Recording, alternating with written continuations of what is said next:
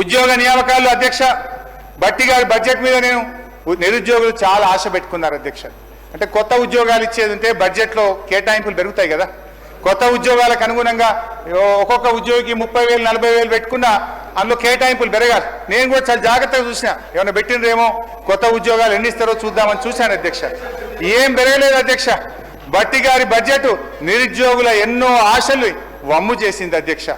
అధ్యక్ష పోయిన ఏడాది ఇవ్వలేదు, కనీసం ఈ ఏడాది అయినా ఇవ్వకపోతారా అని ఎదురు చూసిన నిరుద్యోగుల ఆశల మీద బట్టి గారు బకెట్ల కొద్ది నీళ్లు చల్లారు అధ్యక్ష.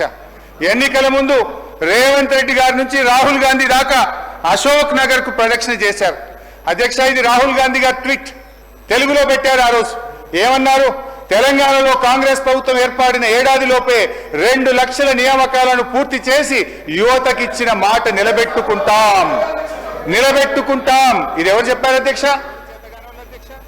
కాంగ్రెస్ పార్టీ అగ్రనాయకులు గౌరవనీయులు రాహుల్ గాంధీ గారు చెప్పిన మాట. ఏడాది దాటింది అధ్యక్ష, 16 నెలలకు వచ్చింది. ఏమైంది మీ జాబ్ క్యాలెండర్? ఏమైంది 2 లక్షల ప్రభుత్వ ఉద్యోగాలని చెప్పి నేను అడుగుతా ఉన్నాను అధ్యక్ష. ఆ రోజు నిరుద్యోగులను రెచ్చగొట్టారు, ఊరూరా బస్సు యాత్రలు చేయించారు, వారిని నమ్మించి ఇలా నిండా ముంచారు అధ్యక్ష. ఉల్టా చోర్ కోత్వాల్ కు డాంటే అన్నట్టు టీఆర్ఎస్ ప్రభుత్వం ఒక్క ఉద్యోగం ఇవ్వలేదని దుష్ప్రచారం చేశారు అధ్యక్ష. ఇక్కడ ఒక మంచి పాయింట్ అందరూ కూడా విని అర్థం చేసుకుంటే మంచిది. తెలంగాణ ఉద్యమం ఎందుకు వచ్చింది అధ్యక్ష? ముల్కీ రూల్స్. 610 జీవో ఎందుకు వచ్చింది అధ్యక్ష? స్థానిక ఉద్యోగాలు స్థానికులకే దక్కాలి, మా ఉద్యోగాలు మాకే కావాలి. దాన్ని సాధించిండు ఇవాళ తెలంగాణ తొలి ముఖ్యమంత్రి కేసీఆర్ గారు.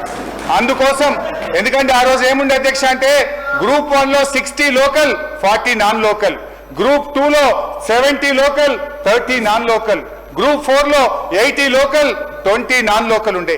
ఇట్లా నాన్ లోకల్ పేరిట మన ఉద్యోగాలు పోతున్నాయని ఢిల్లీకి స్వయంగా వెళ్ళి 4 సార్లు తిరిగి 95% ఉద్యోగాలు స్థానికులకు దక్కే విధంగా రాష్ట్రపతి ఉత్తర్వులను సవరించి ఇవాళ బీఆర్ఎస్ ప్రభుత్వం నిరుద్యోగ యువతకు మేలు చేసింది అధ్యక్ష.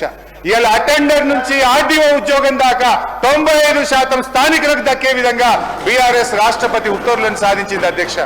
బీఆర్ఎస్ ఏడాది పాలనలో 1,62,000 ఉద్యోగాలు ఇచ్చింది అధ్యక్ష బీఆర్ఎస్. ఈ మాటకు మేము కట్టుబడి ఉన్నాం. ఇవాళ ఒక్క ఉద్యోగం ఇవ్వలేదనే మీ తప్పుడు విష ప్రచారాన్ని మానుకోండి. 1,62,000 ఉద్యోగాలు బీఆర్ఎస్ ప్రభుత్వం ఇచ్చింది. ఇవాళ అబద్ధమే మీ ఆత్మ, అబద్ధమే మీ పరమాత్మలాగా పదే మా మీద బురద జల్లుతున్నారు.